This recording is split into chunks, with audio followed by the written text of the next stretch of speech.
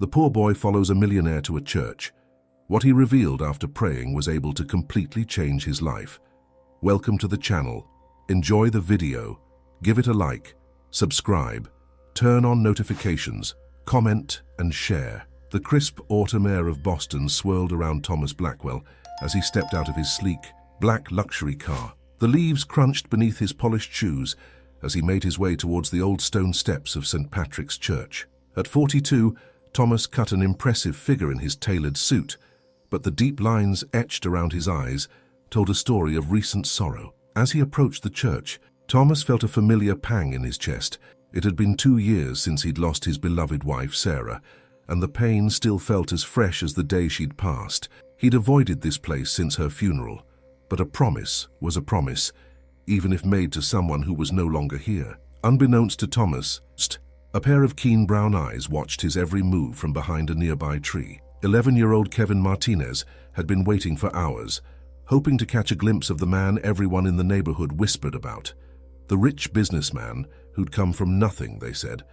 The one who could make dreams come true. Kevin's stomach growled, reminding him of the meager breakfast he'd shared with his mother that morning. Sophia Martinez, a hard-working nurse at the local hospital, had been battling a mysterious illness for months. Her once vibrant face had grown pale and gaunt, and Kevin knew they were running out of options and money. As Thomas reached for the heavy wooden door of the church, Kevin made a split-second decision. His mother always told him not to bother strangers, but desperate times called for desperate measures. With his heart pounding, he darted from behind the tree and called out, "Mister, please wait." Thomas turned, surprised by the small figure racing towards him. The boy skidded to a stop, his worn sneakers leaving marks on the immaculate church steps. "Can I help you, young man?" Thomas asked, his voice a mix of curiosity and concern. Kevin took a deep breath, summoning all his courage. "My name's Kevin.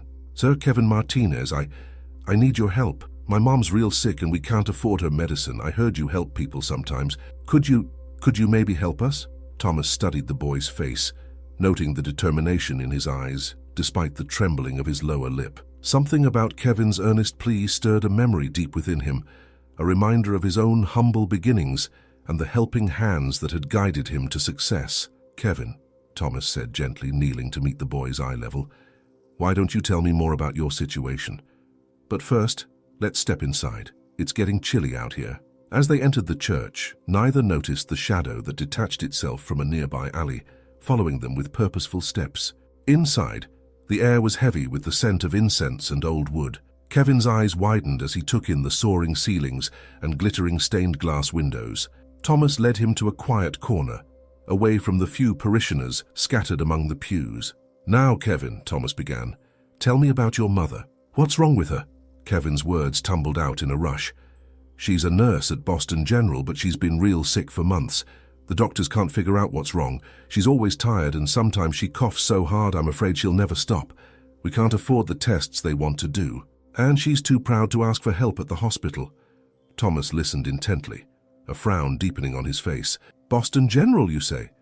That's where my late wife used to volunteer." A shadow passed over his features, but he quickly shook it off. "What's your mother's name?" "Sophia Martinez," Kevin replied. "She's the best mum in the world and I'm scared, Mr. Blackwell. I don't want to lose her." Thomas placed a comforting hand on Kevin's shoulder. "I understand, Kevin. Losing someone you love is the hardest thing in the world." He paused, lost in thought for a moment. "Tell you what, why don't I come meet your mother? Maybe there's something I can do to help." Kevin's face lit up with hope. "Really? You mean it?" Thomas nodded, a small smile tugging at the corners of his mouth. "I do. Lead the way, young man." As they left the church, Thomas couldn't shake the feeling that this chance encounter was more than mere coincidence. The mention of Boston General had stirred something in his memory, a nagging doubt he'd pushed aside for too long. They walked through the winding streets of Boston, the stark contrast between the affluent areas and the more modest neighborhoods becoming increasingly apparent. Kevin led Thomas to a small, worn apartment building, its paint peeling and steps creaking under their weight. "Mom," Kevin called as he pushed open the door to their tiny apartment. "Mom, I brought someone to help." Sophia Martinez emerged from the bedroom, her nurse's scrubs hanging loosely on her thin frame. Her eyes widened in surprise and embarrassment at the sight of the well-dressed stranger in her living room. "Kevin, what have you done?" she scolded gently, her voice hoarse. Thomas stepped forward, extending his hand. "Mrs. Martinez, I'm Thomas Blackwell. Your son approached me for help, and I couldn't turn him away. May we talk?" Sophia hesitated, pride warring with desperation in her eyes. Finally, she nodded, gesturing to their worn couch. As they sat, Thomas couldn't help but notice the family photos on the wall. Sophia, in healthier times, her smile bright and infectious.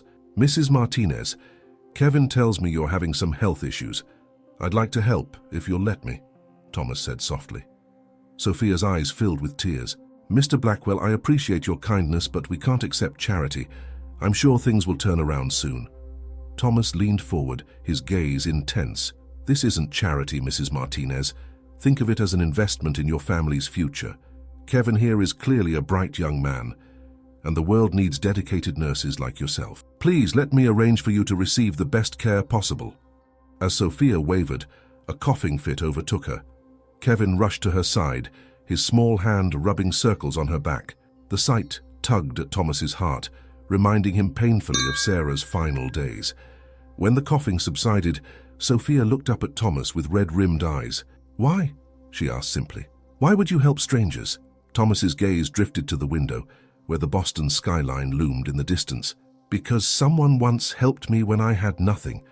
And because," he hesitated, an old pain flickering across his face, "because I couldn't save my wife, but maybe I can help save you." The room fell silent, the weight of Thomas's words hanging in the air. Finally, Sophia nodded, her resistance crumbling. "Okay," she whispered. "Okay." Thomas sprang into action, making calls and arrangements. Within hours, an ambulance arrived to transport Sophia to the city's best private hospital. As Kevin watched his mother being wheeled away, Thomas placed a reassuring hand on the boy's shoulder.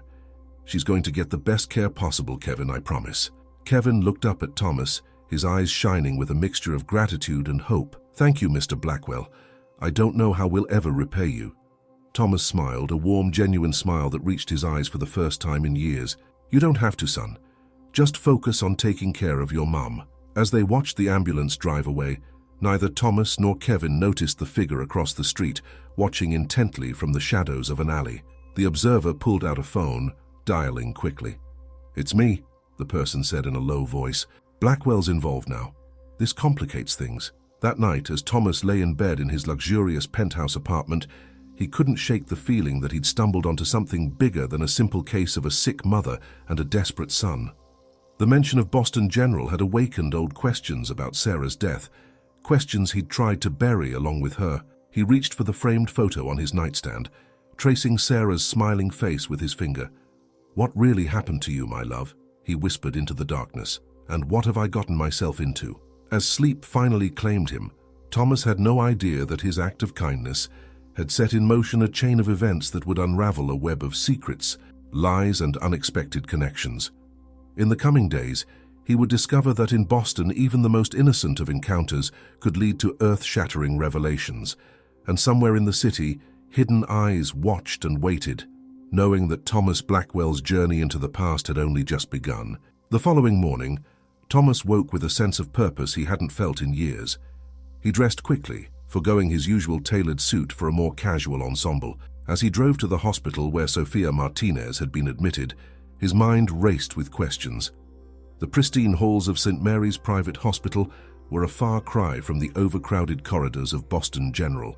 Thomas made his way to Sophia's room, where he found Kevin dozing in a chair by his mother's bedside. The boy's eyes flew open as Thomas entered. "Mr. Blackwell!" Kevin exclaimed, his voice a mix of excitement and worry. "Mom's been sleeping a lot, but the doctors say that's normal." Thomas nodded, his gaze falling on Sophia's pale face. Even in sleep, lines of pain creased her forehead. "Has the doctor been by this morning?" he asked softly. As if on cue, a gentle knock sounded at the door. A woman in a white coat entered, her dark hair pulled back in a neat bun. "Mr. Blackwell, I'm Dr. Amanda Chen. I understand you're covering Mrs. Martinez's medical expenses." Thomas extended his hand.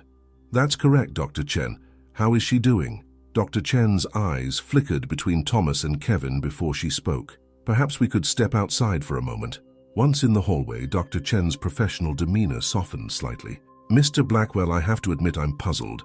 Sophia's symptoms are unusual. We're running more tests, but I can't help feeling like I've seen this before. Thomas leaned in, his voice low. What do you mean, doctor? Dr. Chen hesitated, then said, a couple of years ago we had a patient with similar symptoms. She was a volunteer at Boston General. The case stuck with me because we lost her. Thomas felt as if the floor had dropped out from under him. This patient, he managed to say, his throat suddenly dry. What was her name?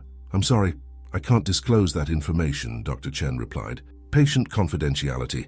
But Mr. Blackwell, you look like you've seen a ghost. Are you all right? Thomas steadied himself against the wall. The patient you're talking about, I think it might have been my wife, Sarah. She volunteered at Boston General. She died 2 years ago and his voice broke. I never got a clear answer about what happened. Dr. Chen's eyes widened in recognition. Oh, Mr. Blackwell, I'm so sorry. I didn't make the connection. Your wife's case was complicated. There were a lot of questions left unanswered. Thomas felt a surge of emotions, grief, anger, and a burning need to know the truth. Dr. Chen, I need to understand what's happening here. Is there any chance these cases are connected? The doctor glanced around the hallway, then leaned in closer. Officially, I can't comment on that. But off the record, I've had my suspicions for a while that something wasn't right at Boston General. I left my position there shortly after your wife's case. Thomas's mind was reeling. Could his chance encounter with Kevin have led him to uncover the truth about Sarah's death? And what did it all have to do with Sophia Martinez? Back in Sophia's room, Kevin was wide awake, his young face etched with concern. Is my mum going to be okay, Mr. Blackwell? Thomas forced a smile. We're doing everything we can, Kevin. Your mum is strong, and she has the best doctors looking after her. As the day wore on, Thomas found himself unable to leave the hospital. He made calls to reschedule meetings and hand off tasks to his assistant. Something told him he needed to stay close to Sophia and Kevin. Around midday, a commotion in the hallway drew Thomas's attention. He stepped out to see a tall, distinguished-looking man in clerical garb speaking urgently with a nurse. Excuse me, Thomas interjected. Is everything all right? The man turned, revealing a kind face lined with age. Oh, I'm sorry for the disturbance. I'm Father Robert Collins from St. Patrick's Church. I'm looking for Sophia Martinez's room. I heard she was admitted and wanted to offer my support. Thomas felt a flicker of suspicion. How had the priest known Sophia was here? I'm Thomas Blackwell, he said, extending his hand. I'm a friend of the Martinez family. Sophia's room is right here. Father Collins smiled warmly, but Thomas couldn't help noticing a flash of something. Recognition? Concern? In the older man's eyes. Mr. Blackwell, what a pleasure. I've heard so much about your charitable works in the community. As they entered Sophia's room, Kevin's face lit up. Father Collins, you came to visit Mum. The priest's presence seemed to have a calming effect on both Kevin and Sophia, who had woken up. Thomas watched their interaction closely, trying to piece together the connections. How did a poor family like the Martinezes know both a high-ranking businessman and a respected priest? As Father Collins prepared to leave, he pulled Thomas aside. Mr. Blackwell, might I have a word? In the hallway, the priest's demeanor changed subtly. I understand you've taken quite an interest in the Martinez family, he said, his tone carefully neutral. Thomas met the older man's gaze steadily. They're good people in need of help, Father. I'm in a position to provide that help. Father Collins nodded slowly. Indeed. It's just... Well, I've known Sophia for years. She's a proud woman, Mr. Blackwell. Not one to accept charity easily. This isn't charity, Thomas replied, an edge creeping into his voice. This is about doing what's right. The priest studied Thomas for a long moment. Of course, well, I'm glad Sophia and Kevin have found such a dedicated friend. Good day, Mr. Blackwell. As Father Collins walked away, Thomas couldn't shake the feeling that there was more to the priest's concern than simple pastoral care. The afternoon passed in a blur of doctor's visits and hushed conversations. Thomas used his influence to expedite Sophia's tests, determined to get to the bottom of her mysterious illness. As evening fell, Kevin finally succumbed to exhaustion, curling up in the chair by his mother's bed. Thomas gently draped his jacket over the sleeping boy. You're very kind, Sophia said softly, her eyes fluttering open. Kevin has taken quite a shine to you. Thomas pulled up a chair beside her. He's a remarkable young man. You should be proud. Sophia's gaze drifted to her sleeping son. A mixture of love and worry etched on her face. Mr. Blackwell, Thomas, why are you really doing all this? And please don't tell me it's just because Kevin asked. Thomas was silent for a long moment, considering his words carefully. Sophia, I believe there might be a connection between your illness and what happened to my wife. Sophia's eyes widened. Your wife? I don't understand. 2 years ago, my wife Sarah volunteered at Boston General. She fell ill with symptoms very similar to yours, and she... Thomas's voice caught. We lost her. The doctors never gave me a clear explanation of what happened. Sophia reached out, her hand trembling slightly as she placed it on Thomas's arm. I'm so sorry, Thomas, but what does this have to do with me? Thomas leaned in, his voice low and urgent. I think there might be something going on at Boston General, something not right. Dr. Chen, your doctor here, she used to work there. She left shortly after my wife's death, and she seems to share my suspicions. Sophia's face paled. Are you saying someone at the hospital might be responsible for your wife's death and for my illness? Before Thomas could respond, a noise at the door made them both look up. A nurse stood there, an odd expression on her face. I'm sorry, she said quickly. I didn't mean to interrupt. I just need to check Mrs. Martinez's vitals. As the nurse busied herself with Sophia's charts, Thomas couldn't shake the feeling that she had overheard more than she was letting on. He made a mental note to be more careful about where they had sensitive conversations. Later that night, as Thomas finally prepared to leave the hospital, his phone buzzed with a text from an unknown number. Meet me tomorrow 2 p.m. Boston Common, come alone. I have information about Sarah and Sophia. Thomas stared at the message, his heart pounding. Who could have sent this? And what did they know? As he drove home through the darkened streets of Boston, Thomas felt as if he were standing on the edge of a precipice. Every instinct told him he was about to uncover something big, something that could change everything. But at what cost? He glanced at the photo of Sarah on his dashboard, her smile forever frozen in time. I'll find out what happened to you, he whispered. I promise.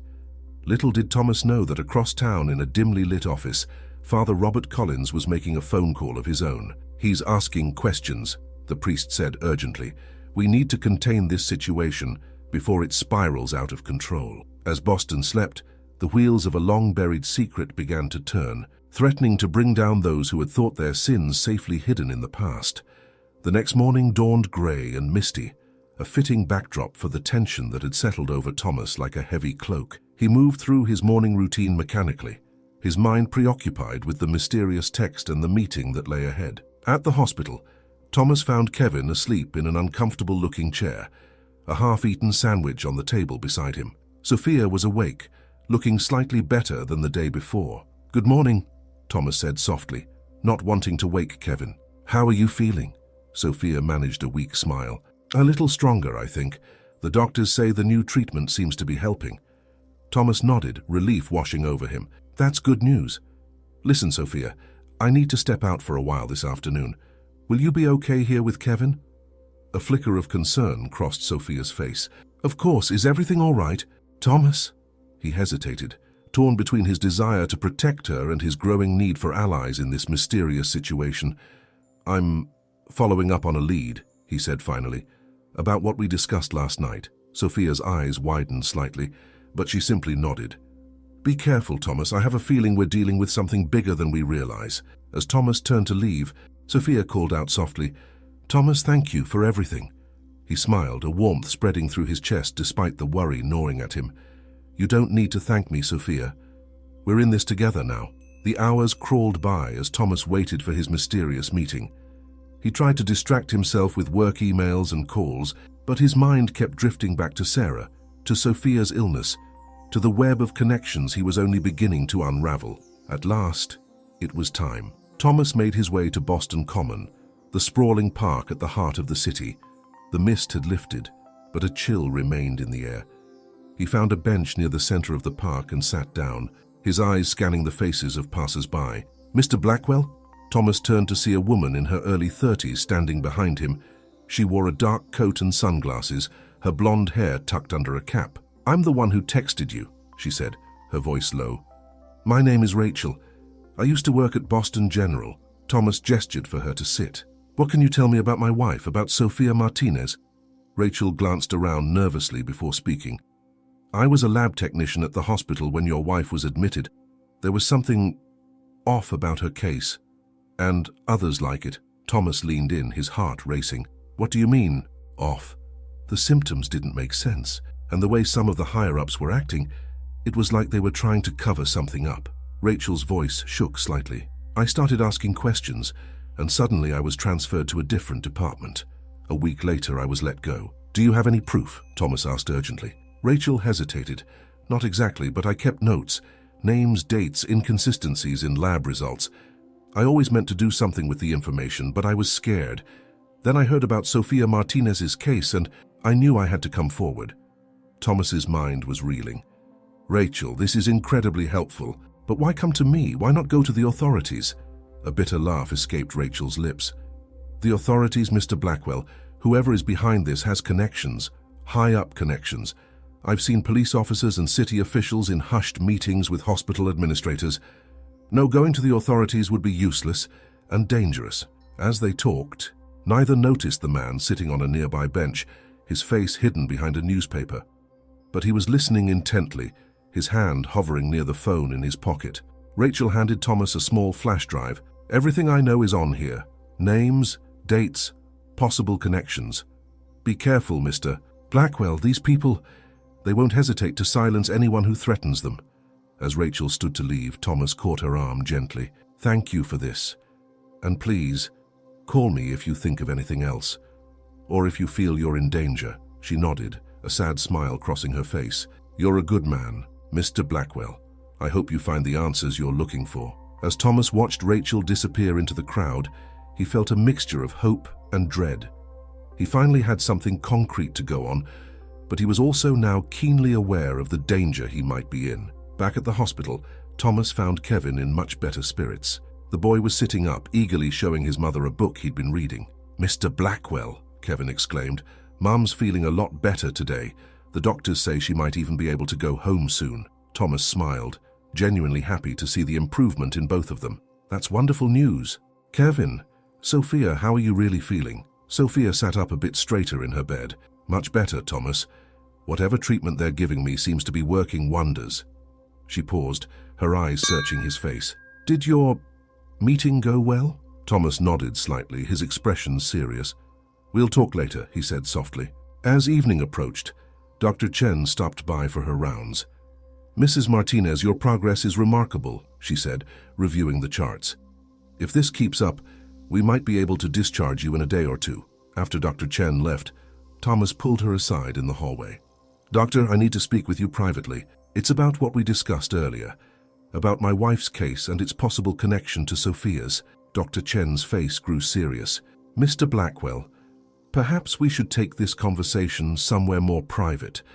My office is just down the hall. Once inside the small but tidy office, Thomas produced the flash drive Rachel had given him. I've come into possession of some potentially damaging information about Boston General. I think it might shed light on what happened to Sarah and what's happening to Sophia. Dr. Chen's eyes widened as she listened to Thomas recount his meeting with Rachel. Mr. Blackwell, if what you're saying is true, this could be incredibly serious. We're talking about potential medical malpractice on a massive scale. Thomas ran a hand through his hair, the weight of the situation pressing down on him. I know, but I don't know who to trust. The police might be involved, and who knows how high up this goes. Dr. Chen was quiet for a moment, her brow furrowed in thought. I may know someone who can help, an old colleague who now works as an investigative journalist. He specializes in exposing corruption in medical institutions. If anyone can help navigate this safely, it's him. Thomas felt a glimmer of hope. Can you arrange a meeting? Dr. Chen nodded. I'll reach out to him tonight. But Mr. Blackwell, please be careful. If what's on that drive is as explosive as you think, a lot of powerful people will want to keep it buried. As Thomas left Dr. Chen's office, he felt as if he were walking a tightrope. On one side lay the truth he so desperately sought. On the other, a danger he was only beginning to comprehend. He made his way back to Sophia's room, where he found her alone, Kevin having gone to the cafeteria with a nurse. Sophia, he said softly, closing the door behind him. We need to talk. Over the next hour, Thomas shared everything he had learned. Rachel's information, his suspicions about the hospital, and the potential danger they all might be in. Sophia listened intently, her face a mixture of shock and determination. "Thomas," she said when he had finished, "if what you're saying is true, then my illness, it might not be natural at all. Someone might have done this to me deliberately." The realization hung heavy in the air between them. Thomas reached out, taking Sophia's hand in his. "I promise you, Sophia, I'm going to get to the bottom of this. For you, for Kevin, and for Sarah." As they sat there, hands clasped, a connection deepened between them. A bond forged in shared adversity and a growing trust. Outside the room, Father Collins walked by, his steps slowing as he passed Sophia's door. He glanced in, his eyes narrowing at the sight of Thomas and Sophia's joined hands. Pulling out his phone, he dialed a number from memory. "It's me," he said quietly. "We have a problem. Blackwell knows more than we thought." Yes, I understand. I'll take care of it." As night fell over Boston, the players in this unfolding drama moved like pieces on a chessboard, each unaware of the other's next move.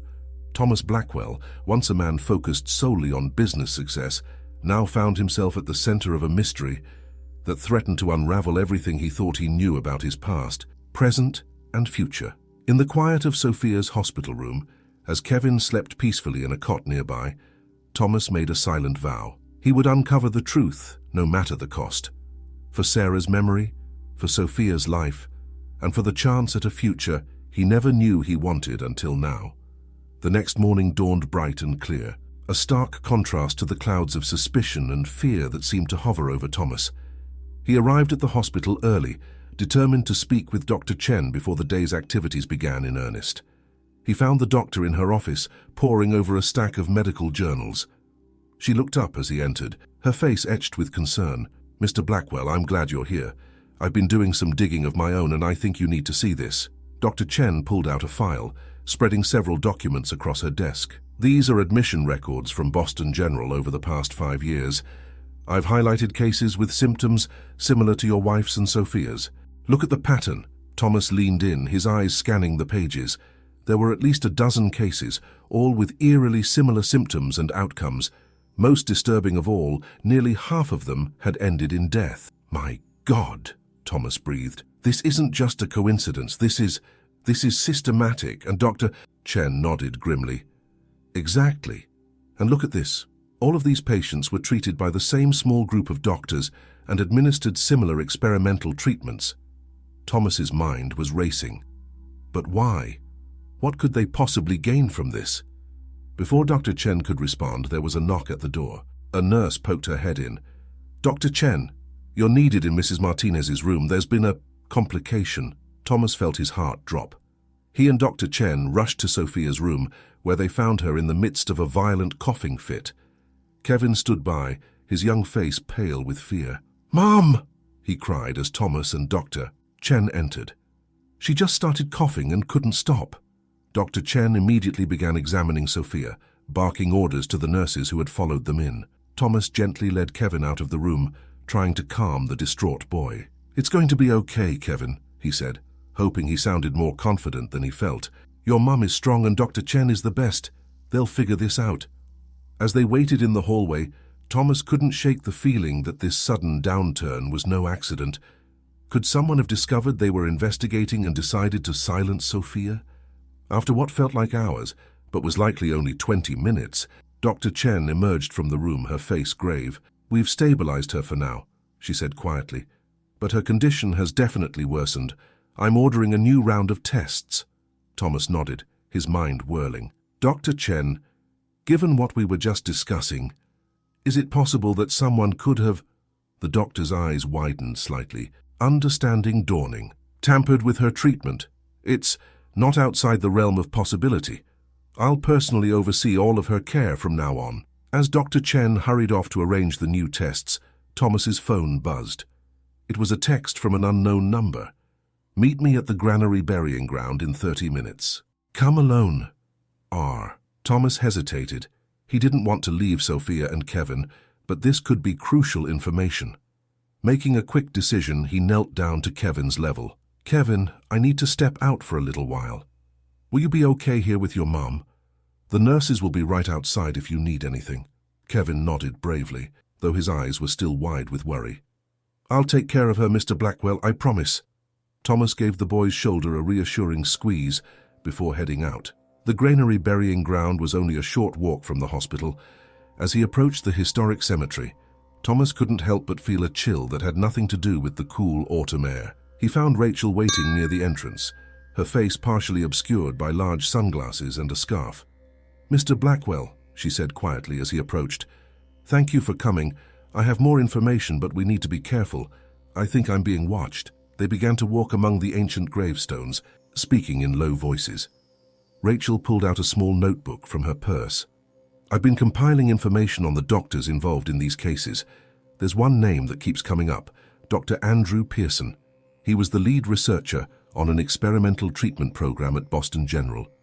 Thomas frowned. "I remember that name. He treated Sarah in her final days." Rachel nodded. "Exactly, and here's where it gets interesting. Dr. Pearson has connections to a pharmaceutical company called Nova Cure. They've been pushing for fast-track approval on a new wonder drug, one that supposedly can cure a wide range of inflammatory conditions." The pieces were starting to fall into place in Thomas's mind. "So you think they've been using patients as unwitting test subjects? But that's monstrous." "It gets worse," Rachel said, her voice barely above a whisper. "I think they've been deliberately inducing these conditions in some patients to test the drug's efficacy. The problem is the side effects are devastating. They're playing with people's lives, Mr. Blackwell." Thomas felt a surge of anger and grief. "We need to expose this. We need to—" His words were cut off by the sound of footsteps crunching on gravel. They both turned to see a man in a dark suit approaching rapidly. Rachel's face paled. "He's one of them," she hissed. "We need to go now."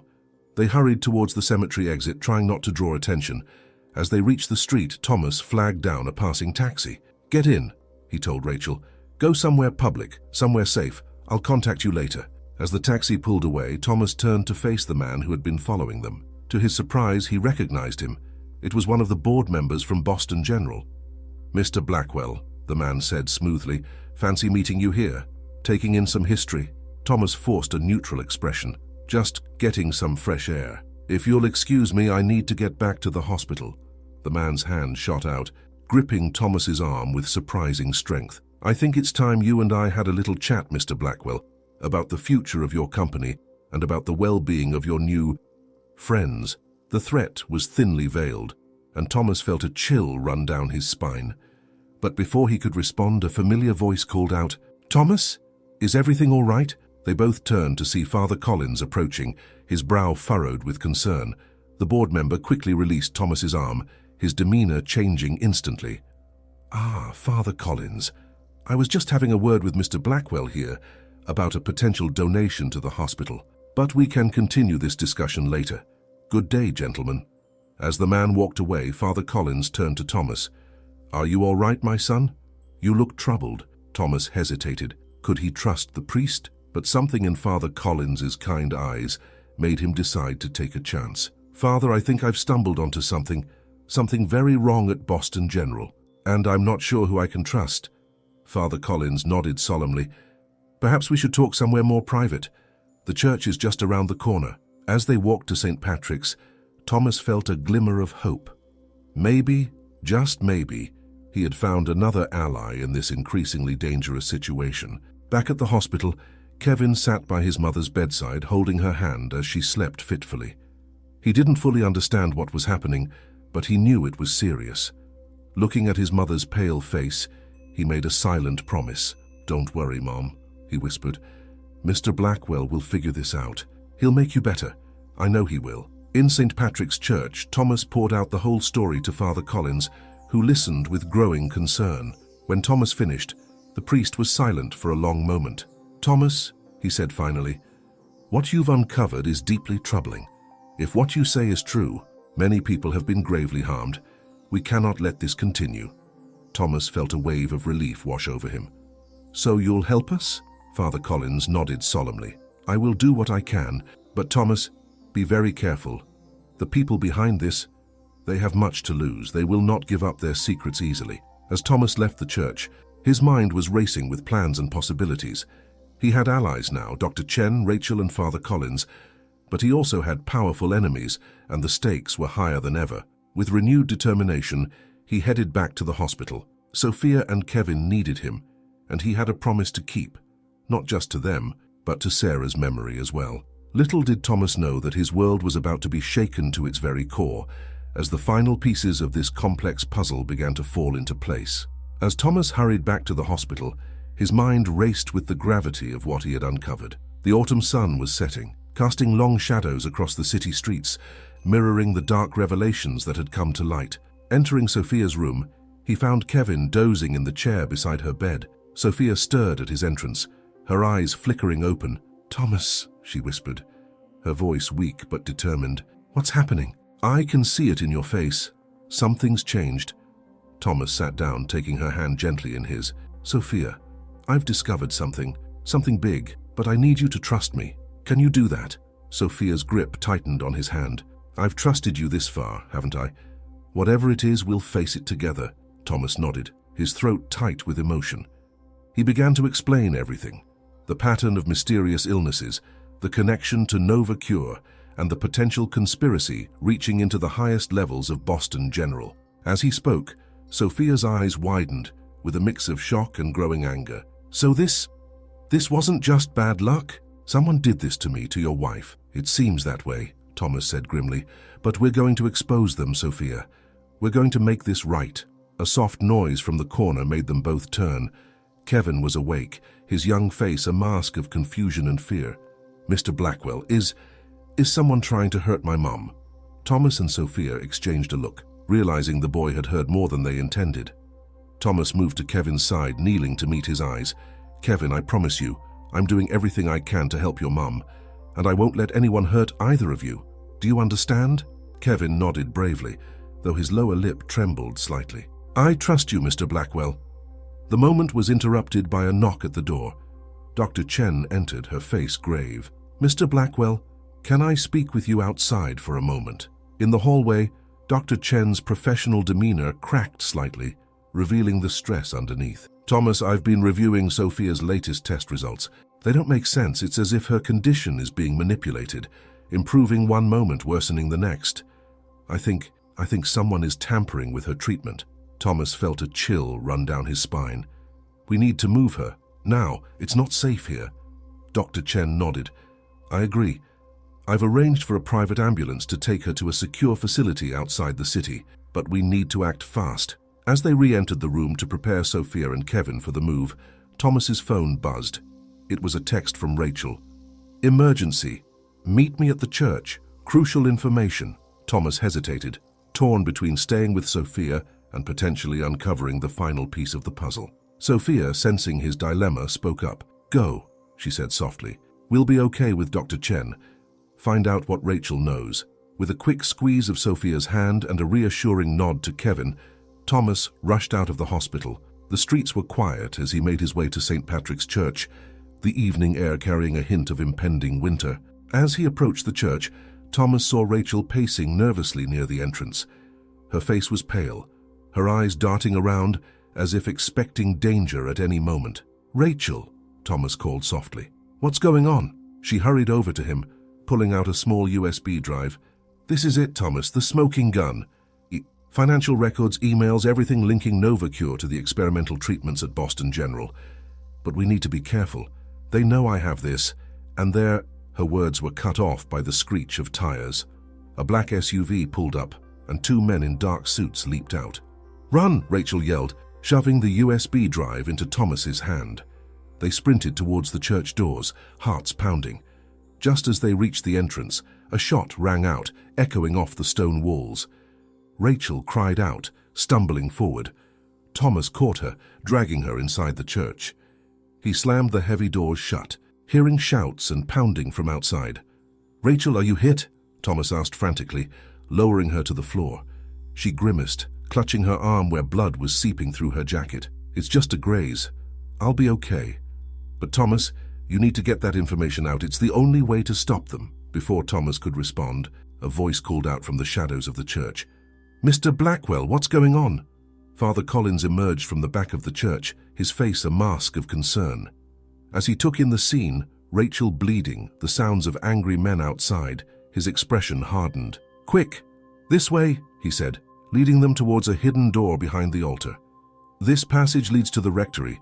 You'll be safe there while I call the police." As they hurried down the dimly lit passage, Thomas felt a glimmer of hope. With the evidence on the USB drive and Rachel's testimony, they might finally be able to bring down this conspiracy. In the rectory, Father Collins tended to Rachel's wound while Thomas paced anxiously, waiting for the police to arrive. His phone buzzed. A text from Dr. Chen. Sophia and Kevin safe at secure location. Call when you can. Relief washed over him, but it was short-lived. The sound of breaking glass came from the church, followed by heavy footsteps. "They're inside," Rachel whispered, her face pale with fear. Father Collins moved towards the door. "Stay here. I'll try to reason with them." But as the priest reached for the handle, it burst open. To Thomas's shock, it wasn't the men from the SUV. It was the board member from the cemetery, flanked by 2 police officers. Well, the man sneered. "Quite the little gathering we have here. Father Collins, I'm disappointed. I thought we had an understanding." Thomas's mind reeled. Father Collins was involved. But how? Why? The priest's shoulders sagged, his face a mask of shame. "I'm sorry, Thomas. I tried to keep you away from all this, but you were too persistent. You have to understand the money from NovaCure has kept this church open, feeding the poor, helping the community. At the cost of innocent lives?" Thomas snapped, anger overriding his shock. The board member stepped forward, his hand outstretched. "The USB drive, Mr. Blackwell. Hand it over and we can all walk away from this. No one else needs to get hurt." Thomas glanced at Rachel, saw the determination in her eyes despite her injury. In that moment, he made his decision. "You're right," he said, slowly reaching into his pocket. "No one else needs to get hurt." In one swift motion, Thomas pulled out his phone instead of the USB drive. "But it's too late for you to walk away. The evidence has already been sent to every major news outlet in Boston. It's over." The board member's face contorted with rage. He lunged for Thomas, but one of the police officers, apparently not as corrupted as they had assumed, stepped in, restraining him.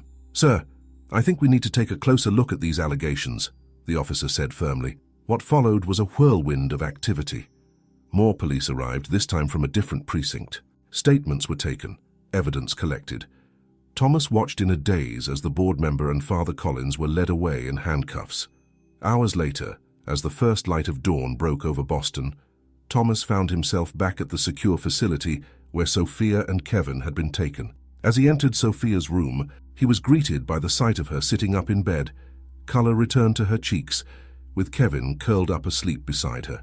"Thomas," Sophia said, her voice stronger than he'd heard in days. "Dr. Chen told us what happened. Is it really over?" Thomas sat on the edge of the bed, taking Sophia's hand in his. "It's over. NovaCure is finished, and the people responsible at Boston General are being arrested as we speak. The new treatment they were developing, it turns out it does work when administered properly. You're going to be okay, Sophia. You both are." Tears welled up in Sophia's eyes. "I don't know how to thank you. Thomas, you've saved us." Thomas shook his head, his own eyes misting. "No, Sophia, you and Kevin, you saved me. You gave me a reason to keep going, to fight for the truth. I think Sarah would be proud." As the sun rose over Boston, bathing the room in warm light, Thomas felt a weight lift from his shoulders. The mystery was solved. Justice was being served, and here, in this room, he had found something he never expected. A new family, a new purpose. Kevin stirred, blinking sleepily up at them. "Mr. Blackwell, is everything okay now?" Thomas smiled, ruffling the boy's hair gently. "Yes, Kevin. Everything's okay now, and please call me Thomas." As Sophia and Kevin hugged him, Thomas knew that while the journey had been difficult and dangerous, it had led him exactly where he needed to be. The future, once clouded by grief and uncertainty, now shone bright with promise. In the days and weeks that followed, Boston would be rocked by the scandal, but from the ashes of corruption, a new era of transparency and ethical medical practice would emerge. And at the heart of it all, a once lonely businessman, a resilient single mother, and a brave young boy would build a new life together, forever bonded by the trials they had faced and overcome. As Thomas looked out the window at the city he'd called home for so long, he realized that sometimes the greatest mysteries we solve are the ones within our own hearts. And with Sophia and Kevin by his side, he was ready for whatever adventure life might bring next.